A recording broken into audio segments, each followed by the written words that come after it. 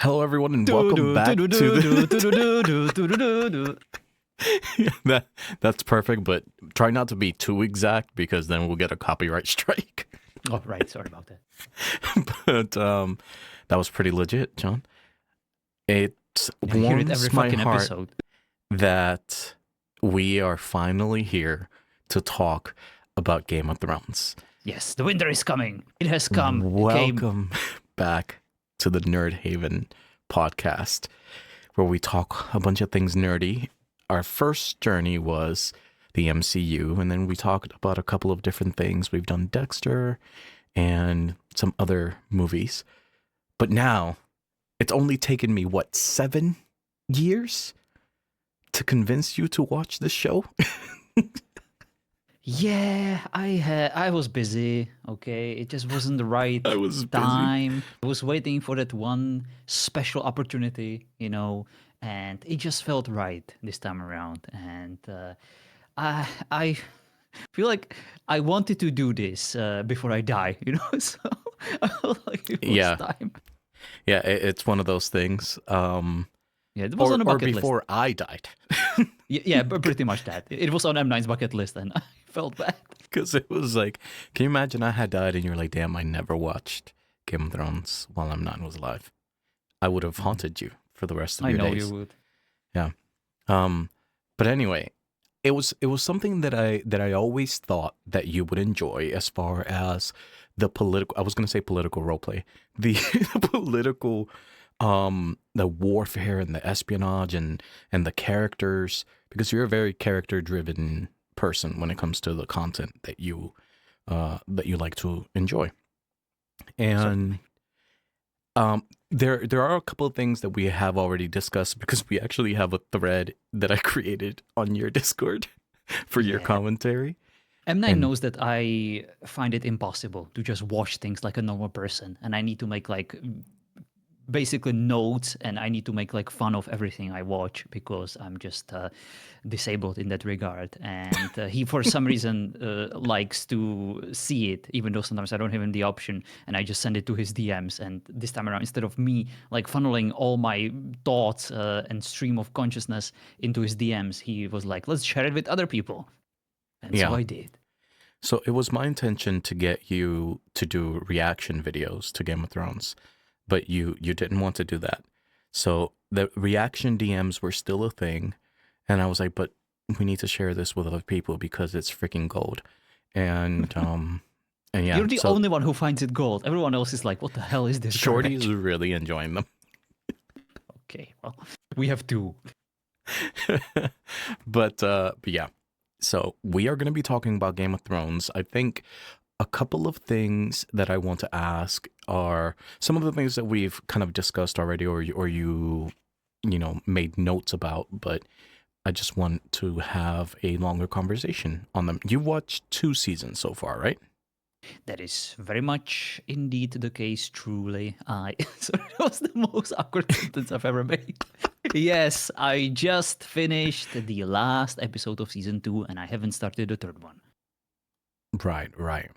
So I guess starting off, before you got into the show, what were your expectations based on the only things that you've heard about, like in pop culture, or just the idea that you had without diving into it? Well, that is a good question.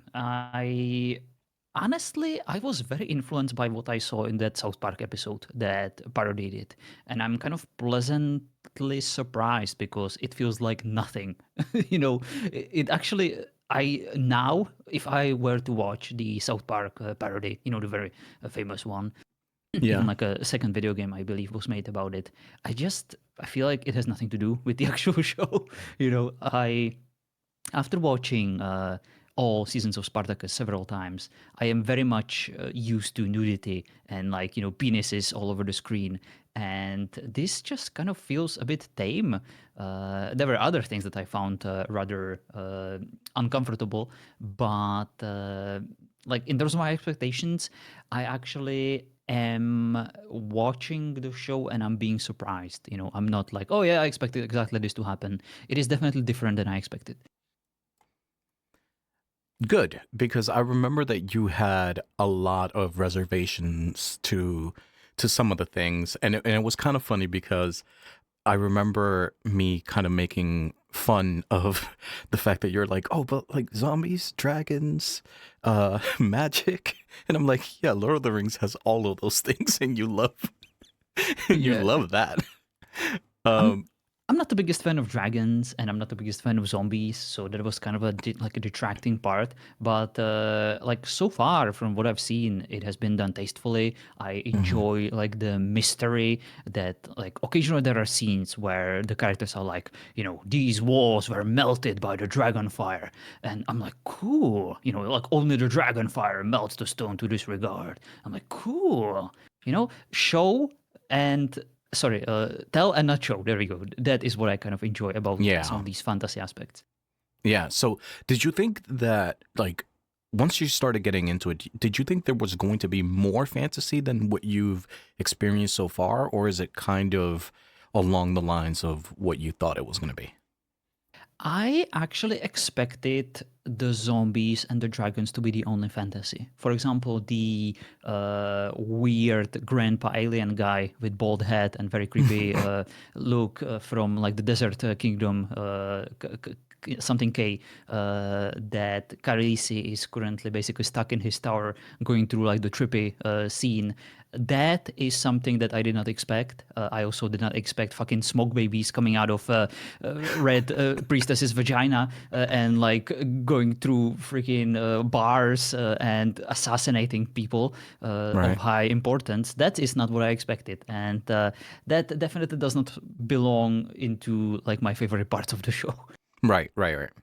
And there is a lot of those things that are sprinkled about the show. I wouldn't say that it's like a huge highlight, but I think magic or the presence of gods and gods like favor is very present in this world, and you see it in one way or another.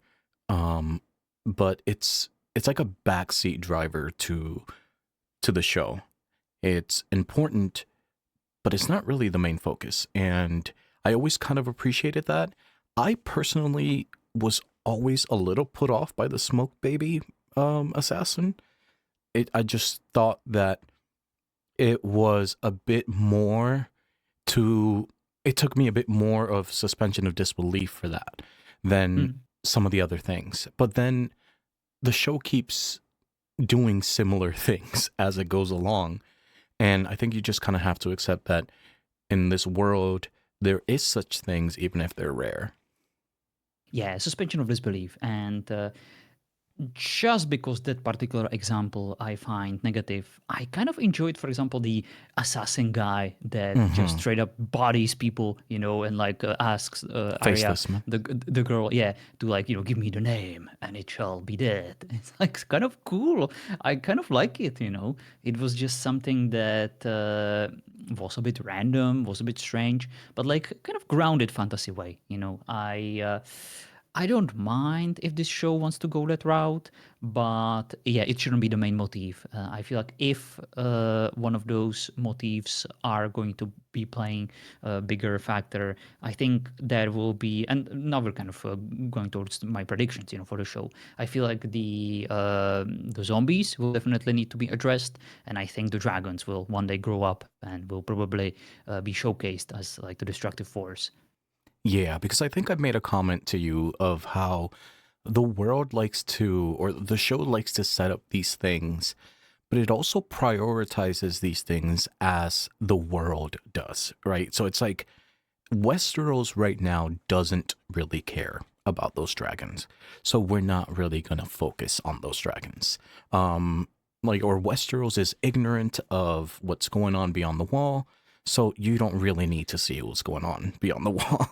Yeah, so and it almost feels like there are two walls. Like one of them is the actual wall in the north, and the other one is like what's across the sea isn't mhm. really all that relevant.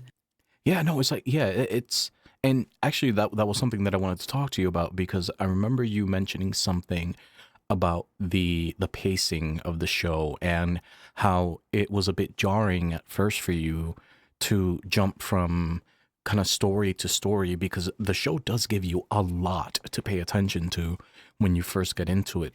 All the names, all the places, all the characters, and it's just jumping from one thing to another. And sometimes we'll forget about one plot line to bring in something else. So how was that like experiences and you getting used to that type of storytelling? Certainly a bit unusual. I kind of prefer a bit more structured way of storytelling. Like you can still devolve or deviate and occasionally like spend, for example, a singular season on like a different character and kind of tie things together. But I do like it when there is a less character to kind of focus on, and when you can kind of develop them a bit more, as opposed to having like a bunch of them and then having, you know, the Avengers problem where you don't really get to follow like your favorites as much as you would like to, and you're kind of stuck like with a team effort. But then you kind of always reminded me that the main character of this show is the Westeros itself, you know, the living world, and like what's happening to like all the factions, not just singular characters, you know. So I cannot really judge it from the perspective of what I enjoy in other shows, because this is not it, you know. It is like to a certain degree similar to shows like, you know, The Last Kingdom or the Spartacus, you know, which is like for adults. It is very action packed. There is like high focus on the character stuff, but unlike those shows, this one is more, I would say, focused on like the world and the happenings and the development of who's gonna be climbing, you know, the Iron Throne and the wars. It's less about any particular characters that are not like the main stars. You know, we don't have any Utrecht, we don't have any freaking Spartacus. Hmm. Uh, in that regard, you know, I kind of understand that the attention has to be split. It's just that it's difficult for me, you know. I kind of fall in love with certain characters and I want them to like, you know, be the main stars of the show, and then like the show just decides to stab them, or there's like a lot of betrayal, or then all of a sudden there is like a episode filled with like romance, you know, as opposed to like focusing on the development in the stories, and then you kind of forget about certain characters because they haven't been on the show in a while, and you're like, I wonder what happened to them. Yeah, Mm. it's something definitely to get used to, because it's not very linear when it comes to stories. Even though everything's happening at the same time, it I think I mentioned to you at one point that it's also the highlight of the show, even though it's so different, is that the world is existing all at the same time. So we need to spread our attention everywhere, because it's not like there's a main character that this is all about, but it it is definitely a lot to catch up with in the beginning. um and I actually enjoyed my second viewing of Game of Thrones a lot more once I understood the setting, once I understood the places, and I wasn't trying to play, you know, like catch up to learning names, learning characters, learning, because in the beginning it's a lot. Oh yeah. I can definitely see the perspective, and I think I would also enjoy the second watch a bit more. I would also like know, you know, which scenes to kind of skip or which ones to focus on, and I wouldn't be like, oh, I wish we would, you know, be able to see what's happening, you know, elsewhere or to that other character. Now I would know, you know, that just be patient, John. You know, we'll get there. So, what do you think surprised you the most, as far as the tone of the show, or the the theme? What do you think surprised you the most? The focus on the kids, I did not Hmm. see that coming at all. I did not expect it, and it was definitely something that made the very first season kind of difficult for me to go through. I There is a lot of shows that I very much enjoy, you know, and none of them are perfect. And with this one, it's definitely like my least favorite part. I also was a bit surprised about like, you know, the edginess and some of the heavy topics that the show likes to throw at you, and of Yeah. course, you know, the abuse, the constant very unpleasant topics to discuss on a YouTube podcast. Hmm. But yeah, That I found a bit unnecessary. I found the direction a bit unfortunate, but it does not detract from the things that I enjoy about the show. I just have my skip button ready. I hover over it constantly, but I don't actually use it all that much. Just in during these very explicit situations. I, for example, cannot stand when kids get hurt, like in any show. Even if it's my favorite show, I just skip over those because it's just something I don't want to watch, and it's like my arbitrary thing, that I just don't like. Yeah, And I mean, I get that, right? There's there's shows nowadays that come with trigger warnings, right? Because of all the things that mhm, some people aren't, excuse me, aren't comfortable with seeing. And this show focuses a lot on making sure you understand the world that it lives in. And even sometimes it's like I get it. You don't have to keep showing me, but I think it finds itself necessary to remind you every now and then that one, no character is safe, that women, children, that they're not safe, that it's going to tell a story and is going to do whatever it takes to tell that story. But a lot of the times it is a little rough to watch. It's uncomfortable because it's a it's a different world, right? Like it's a different um even if I was probably placed in like medieval times, I would probably feel very uncomfortable with some of the yeah. practices. And that was kind of surprising to me because the show painted the world as an extremely cruel and like unfair, almost disgusting world. Hmm. Yet I feel like the characters aren't always acting like that. It almost feels like they're kind of used to it and they're Accepted. finding Yeah. opportunities in it, or they're like, well, everyone else is doing it, might as well bang my sister too. Yeah. Pretty much. There's a lot of um, convenience when it comes to, and like selfish nature as well, right? Like Hmm. this bothers me up until the point that it's inconvenient for me or it is convenient for me, then it no longer does because I need to feel different about it. And it just shows you how, some characters are can change throughout a season or throughout the entirety of the show because of the world around them or because of the situations that they're thrown at them. But you also see a lot of characters be desensitized to like the point that you just made. Um, Yeah, yeah. And and some of and them bec- straight up get like ruined by it. You can Mhm. see it that they're just damaged people. But at the same time, this also creates an opportunity for those who are painted as honorable, those who have redeeming positive qualities. They truly stand out in this world. And like the characters from this world, especially damaged ones, react to them accordingly. And that's what I kind of enjoy. Right. It's like honor is such a rare quality in Westeros. And whenever you see someone honorable, even like the bad guys, uh, they tip their hat off to them, because they're like, they acknowledge it as something difficult. Right, exactly. Like it's harder to be that type of person than to be a shitty person in Yeah, usually it's Westeros. ridiculed, by the bad guys. And find it very refreshing that bad guys in this world acknowledge honor as like an actual positive thing, even though Hmm. it will probably get you, into trouble. Right, exactly. So what do you think of the world, as far as from a creative aspect of it, like the lore, the the religions, the lives, the identities of the kingdoms? How do you feel like if you were talking to the writer, like how do you feel about the creativity aspect of it? I feel like same as when it comes to the characters, there is too much of it, Hmm. and it's kind of difficult to follow. Like, there are old gods, there are new gods, but I don't even like know all of them. And then there is like a fire god. I don't know if it's a new god or if it's an old god. And like, and then there is of course the woman's crotch, that some men worship in this world as the only god. So like, like I get it. Almost feels like it's just too much of it. I think that I would like to know or get to know a bit more, but I feel like I would have to go to like a wiki, to make some sense out of it. Yeah, there's definitely a lot of lore, and I think it's because of all of the books and all of the history that they kind of put in front of you.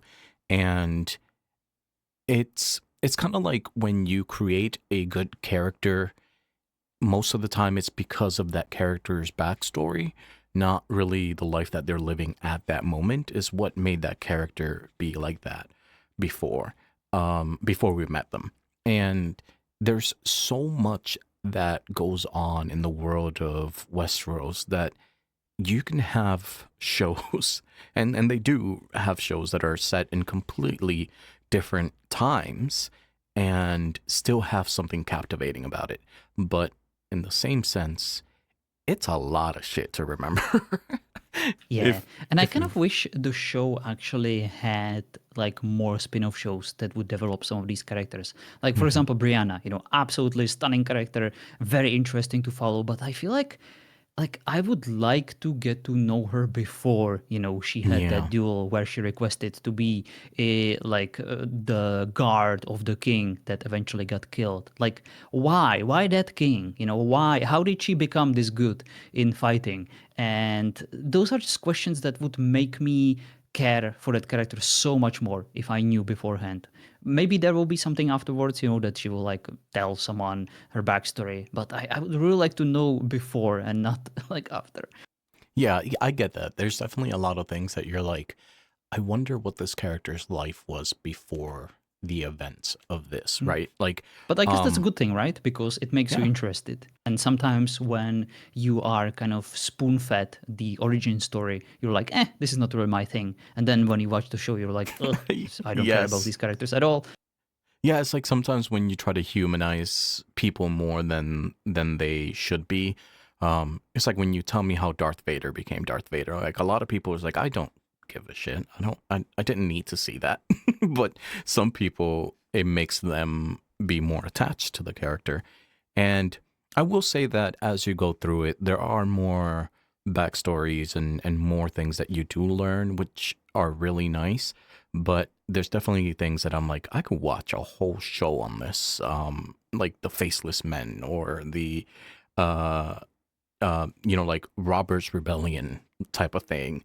I think Hmm. it could be really fun, but I guess they give you what you need to know. Yes. All I want to know is everything about the dance instructor. Yeah, like that's a perfect example. What a cool character that was so minimal, but made such an impact when he was on the screen. Definitely. Um, let's see. Is there, as of now, someone that you think will end up on the throne? I definitely think Daenerys will get the throne at some point, but I don't Hmm. think it's going to be on season 3 or maybe even season 4. I think that she will have to probably fight for it. But I don't think she's going to die. I think not just because I saw like the memes of her having like a Starbucks coffee in like later seasons, so that unfortunately spoiled it for me a bit. But yeah, I definitely expect her to have like the longest road to it. I think that the throne will be claimed by Stannis at some point because they need to put like some effort, not effort, like validation, to the Red Priestess because she's clearly a thirst trap, Hmm. and I hate everything about her. She's gross to me, and I wish she would get stabbed. Um, I mean, it's obvious. It's like, oh, look at me. I'm a hot redhead and I have boobies. And I birth smoked children. What's not to love? I like Melisandre. Okay, well, you can go marry her if you want. My wife Okay. the other day asked me who I think are like the prettiest women, and I usually I say Marjorie or Melisandre. Okay, okay. I'm definitely fond of many women in this show. Shout out to women, by the way. They are a truly magnificent species. You had to drop that in there. I had to. Oh, that's great. Yeah, just because I hate one of them does not mean I hate the entirety of women, okay? Just calm your horses. Right. At what point did you kind of accept the fact that nobody is safe in this show? I still think that some characters are more safe than others, and Hmm. I definitely feel like the more they make certain characters likable, the more likely they are going to die. So if there are some like less redeeming qualities about certain characters, I feel like there's definitely a chance for them to survive. So I definitely think that all the characters I enjoy will eventually drop dead, which is a bit unfortunate. But at the same time, it doesn't have to be immediately. And I do appreciate that Fede Right. Boromir, lived like a very long, extended life. Although I almost kind of feel like they kept him alive for a bit too long. Once he got like injured, once he was like a Yeah. walking cripple, that felt a bit, I don't know, unfair to him. Kind of wish they would have just killed him there.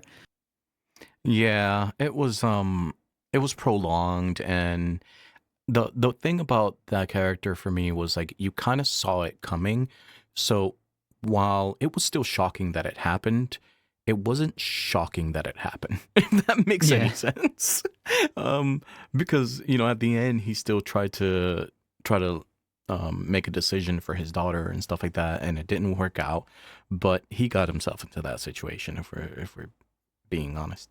Oh, absolutely. But like he had no other option because he was honorable and he had to do what he could, to like protect others and to help out and to still retain, his honor while dealing with these freaking Lannisters. Hmm.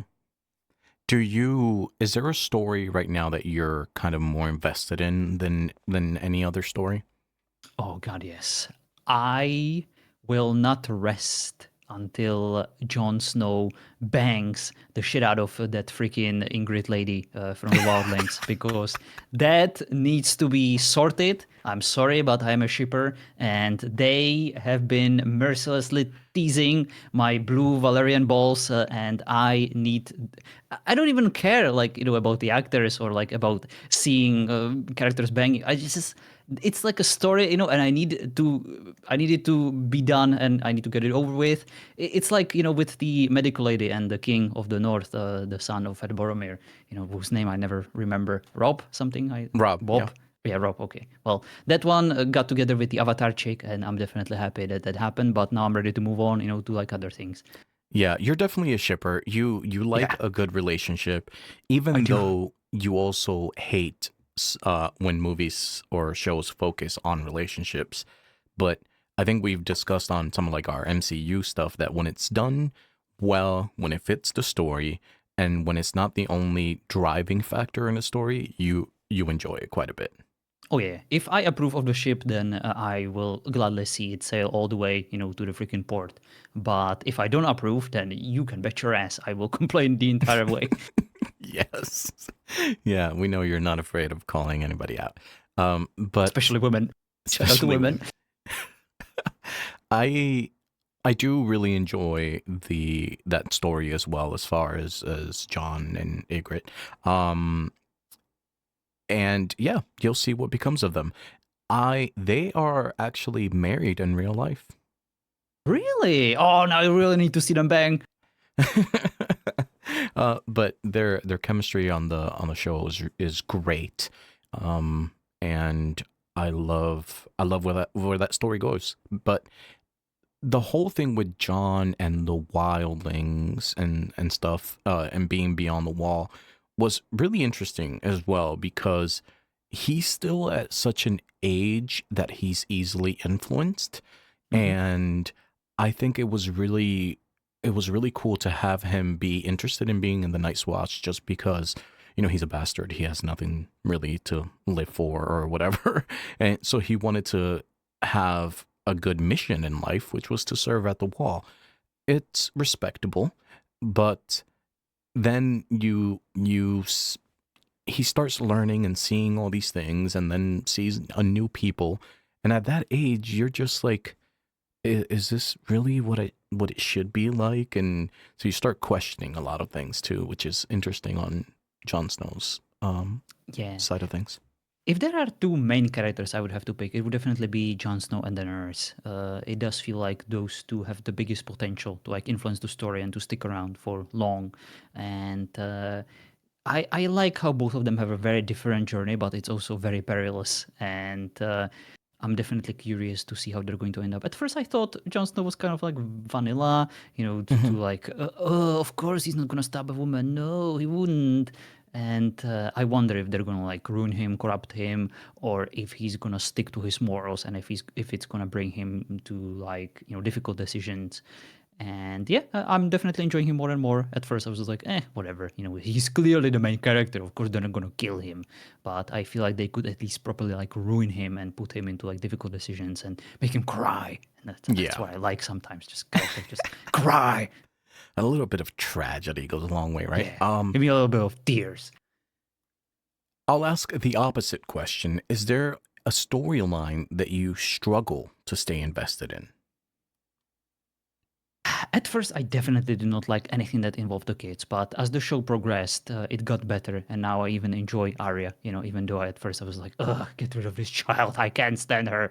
But like now, what she's gotten through, and like her moments with the father of the Lannisters, the right hand currently, Oh yeah, those were so good. actually some of the few that I saw in like YouTube shorts that the algorithm fed me for some reason as like look at these wonderful dialogues from Game of Thrones. And I was like, not knowing anything about the show, I really enjoyed them. I enjoyed the writing. I enjoyed how he, as clearly, the bad guy, was treating her with respect and admiration after she showed him the potential, and how reasonable she was.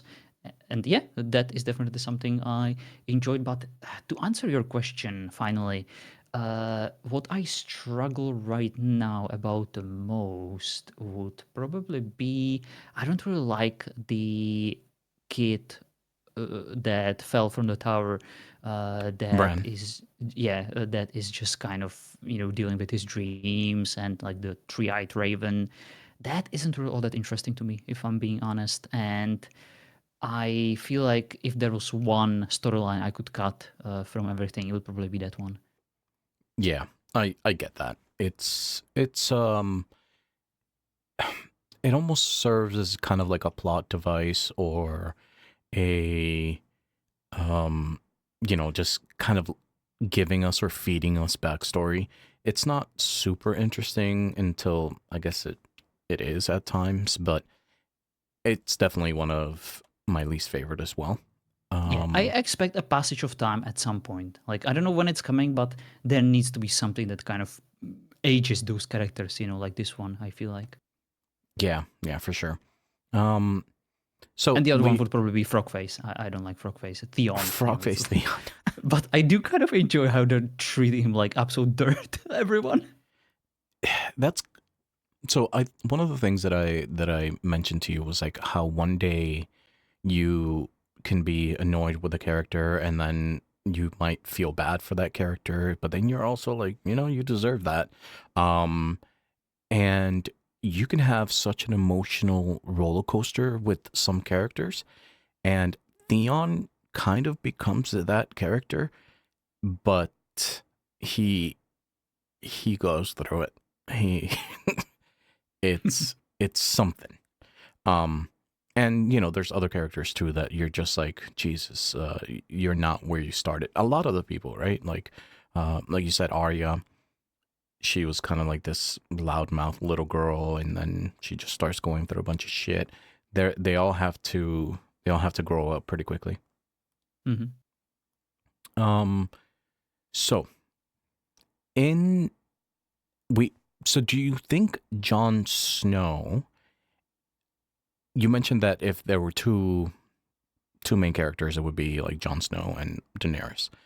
Um, do you think that there is more to that character than what it seems, or do you think that he's just going to play a bigger part in what is going to happen with like the Night's Watch, or what are your expectations of Jon Snow right now?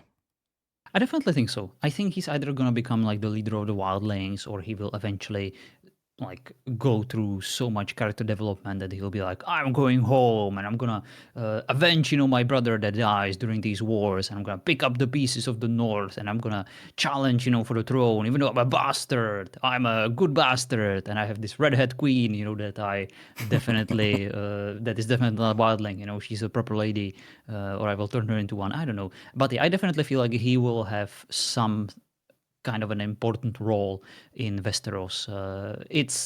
I mean, I of course heard about Jon Snow, before I even started watching the show. Yeah. So almost like Daenerys, I expect him to stick around. Yeah, for sure. Do you have any kind of inclination or idea of what the end game is of the show? The end game, oh my goodness! I know that there is plenty of seasons, like 8. 8. Yeah. 8, okay, okay. So I definitely think that the dragons will grow up and they will be terrorizing, and it will be why Daenerys will, rule over the throne. Maybe there will be a confrontation between her and Jon Snow. Maybe they will get married or something. I don't know. Like political marriage, where they will like unite, the North and South. I definitely think that these zombies will get resolved, and I think Jon Snow will play a part in that. I think that it might serve as like a bonding moment the for all these various kingdoms to kind of bond over and unite against, because they will have to address it. That is Hmm. kind of my expectation. Well, like, the war right now feels pretty much concluded. The Lannisters got help from the Vale, I believe, and one of those other kingdoms that their Yeah. king got killed by the Smoke Baby. So I feel like some of the kingdoms will be licking their wounds, but I definitely think that the zombie threat, which is basically how the season 2 ended, will play the main role in season 3. Gotcha. And if you had to pick a favorite character so far, what would it be? Yeah, there is definitely a few. I feel like it's impossible to not say Tyrion, because he's just so well Hmm. written, and his love for the game, and the fact that he never gets acknowledged for.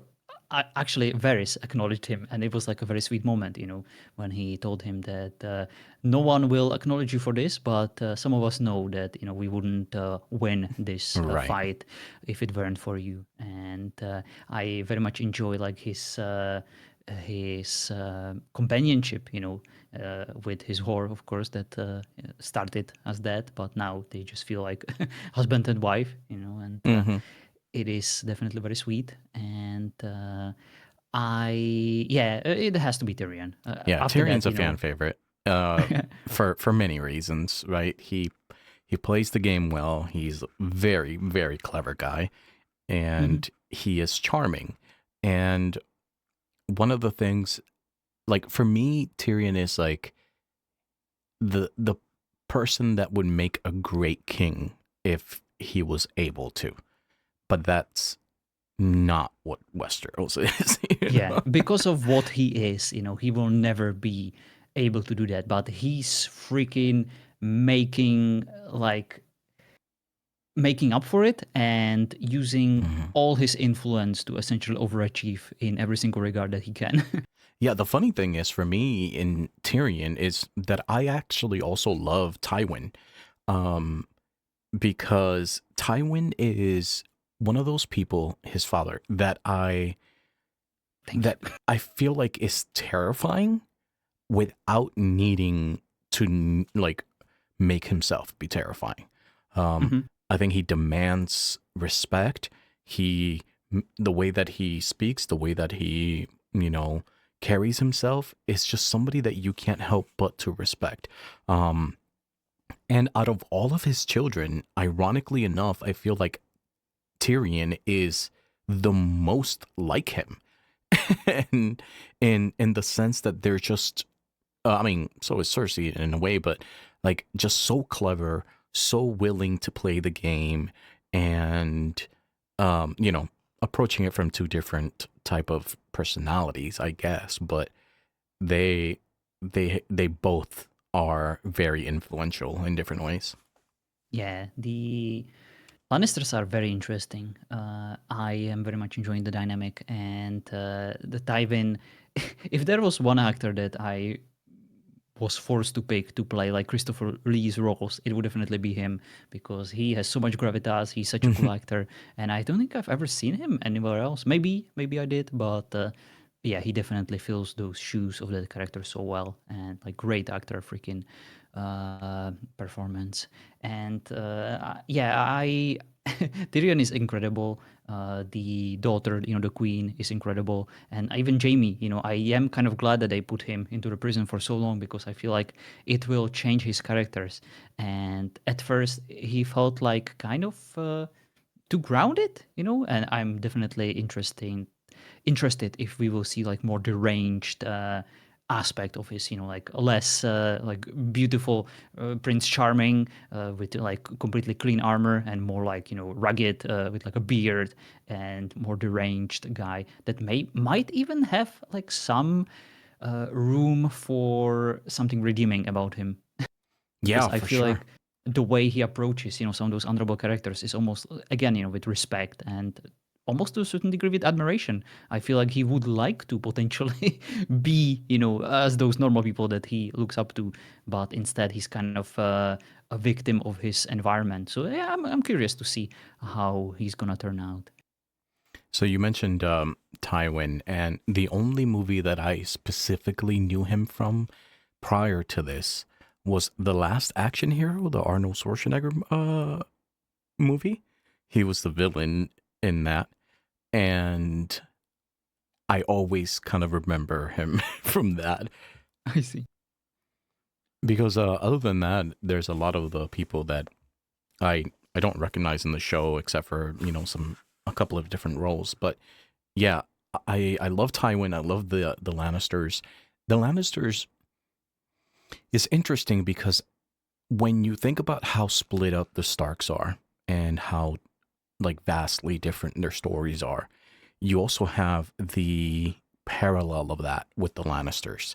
Everyone is kind of doing their own thing and their stories are going in different directions, and it's it's very interesting to see the contrast of those two families.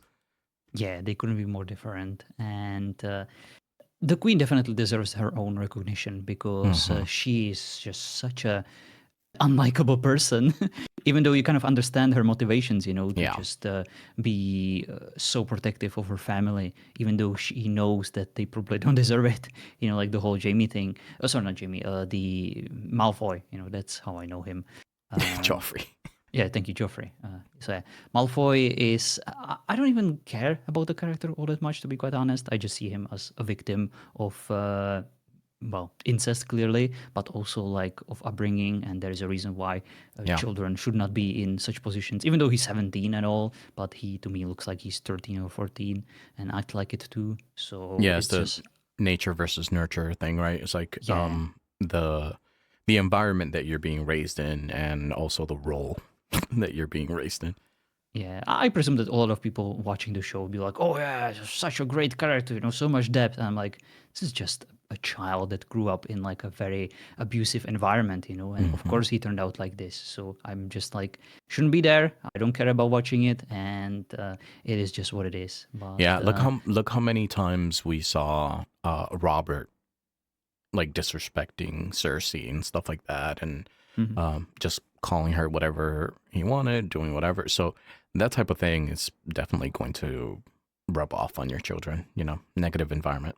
But um, I think I know you're only 2 seasons in, but if you lived in this world, Oh boy. where do you see not like an ideal of what you would want, but where do you see yourself as you are Oh, in we're this doing world? the Harry Potter houses, a bit like quiz, Yeah, yeah, yeah. pick your house. Well, as the resident member of the, uh, oh my god, I completely forgot what the names are. The green snaky one. Slytherin. Thank you, Slytherin. As the resident Slytherin, of course, and I will have no objections that would dispute my results of those particular surveys. Uh, I think that I would definitely lean towards the northern kingdoms, probably the Starks, and there I could see an argument being made that I might thrive among the Lannisters, but like Mm-hmm. other than those two, I can't really see myself. Like the rest just look like dirty peasants to me, and I'm not really all that concerned about living in any of those. Maybe like the dragon people, but Yeah. those are like elves and too freaking fancy for me. I couldn't rock blonde hair. Yeah, I could Not my definitely see thing. an argument of like the Northerners. Definitely could see like Lannister type of stuff as well. Um, where, you use your influence and your intellect to get you by. Um, but I think you're right in the sense that some of the other houses, like the Baratheons, are too like rugged and aggressive. That's not Yeah. necessarily you. Um, and the not even the wildlings. I mean, you could be a wildling, but that's because anybody could be a wildling. They're just free folk. They actually surprised me in the wildlands. I expect them to be a bit more like savage, like barely able to speak, like more Mhm. basically barbarians. But they just seem kind of civilized and adjusted, to their environment, and just feels like normal people that kind of were forced to live outside. Exactly, and that's kind of the thing that I love, and you hear it mentioned in the show too. Is just that like we're the same people. We just happen to be on the wrong side when the wall was built. Like, and that's kind of the only difference when it comes to like them and the Northerners is they don't kneel before a god, but I mean before a king. But I think that with that said, I am going to ask you just a couple more questions. Okay, before And you do, I would like to hear your mhm. opinion. Where would you land if you were forced to reside in Westeros all of a sudden? Like, which tribe, which faction would you pick? So I would say kind of similar to you, the North is something that I feel is near and dear because of like like the family aspect, the loyalty, the honor, and things like that. I feel like that would kind of match my personality a lot more. The not necessarily caring about conflict, but minding my own business type of thing. Um, but I could also see myself having a lot of fun as a Lannister. Yeah, the cutthroat nature, like the opportunities to potentially make something, of your Hmm. life, even though you were not born to be a nobility. You could essentially stab a few bags and impress a few people, and then eventually become like highly influential. Yeah, for sure. Like I look at characters like you have like Tyrion, right? Like he's bastardized in his own way, or he's kind of looked down upon, but he does so many things for himself and for the kingdom without actually having any other recognition. And like that type of thing is so like uplifting for somebody that just wants to do the best that he can, even without the rewards. Um and then you have, kind of like on a different side of that, you have somebody like Varys, right? That is just kind of like listening and um blending in and moving information about here and there. When you don't think that he has a huge influence, he has more than you probably think. And that those type of characters like that, I think could be super exciting. Yeah, I certainly appreciate that the show makes it seem like people who grew up short or without a dick can still achieve great things in life. Yes. It's very relatable. Uh, on which part? Anyway, moving on. Um, so I know you're only 2 seasons in, but do you think that the hype is justified? I think so. Yeah, like there is definitely a lot of hype. Game of Thrones is a freaking It's a beast of a icon. fandom. Yeah, beast of a fandom, and I can see how some people would prefer the books. Even though I've never read them, I feel like it might be a bit more easier to follow slash Yeah, there might be certain blanks that I'm currently experiencing filled, with the book a bit better than yeah, like like the easier to limited consume limited runtime of this show. I would hesitate to judge the show without seeing all of it, for sure. but like I'm a fan of these shows, and I don't even know if like the Last Kingdom or Spartacus, like how famous it is on like the grand scale of people who watch these shows. But I definitely feel like Game of Thrones is more popular than any of those two probably combined. Hmm. So I feel like it might be a bit overhyped, but then again, like what does that mean? It's like for Yeah, me, that's like very specific. You're right. Yeah, it's yeah, very for some people it's probably personal. underhyped, because they love it so very much, and Hmm. I'm curious how this goes, and I'm definitely excited to find out more. Awesome. Do you? So you're into it, or are you still pretty skeptical about it? Nah, I don't think I'm really skeptical. I am into it. I'm still a bit afraid that some of the stories that I enjoy will get abruptly uh, essentially deleted, Hmm. by someone just dying for the shock factor of it alone. That is kind of what I'm fearing the most.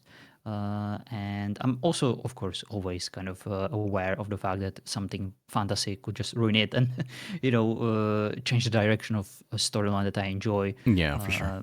Because fantasy Deus Ex Machina bullshit, but it is what it is. There are plenty of other stories to follow, so just be like, okay, well, let's just move on and see what new characters they will introduce. Right. Well, when do you want to do another episode to discuss more? We could do one at the end of season 3, or if All right. Yeah. because I kind of am surprised that season 1 and 2 almost felt like the first part of season 1 and the second part of season 1. It didn't really feel like Yes. there was like a split that would warrant or justify like a new season. Yeah, there's a lot of people that feel like season one is just one long episode, kind Mhm. of. Even Yeah, though so a lot of things happen. it almost felt like a movie, right? Of like various Yeah. parts that you watched. So I'm curious how season 3 will end and if season 4 will like seamlessly connect to it, just like, the first and second one. So, just for the audience and for myself, was M9 right?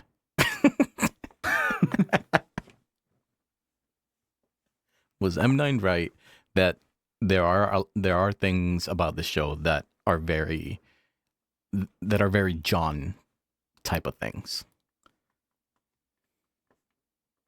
I have no idea what it means, but it's probably for the best.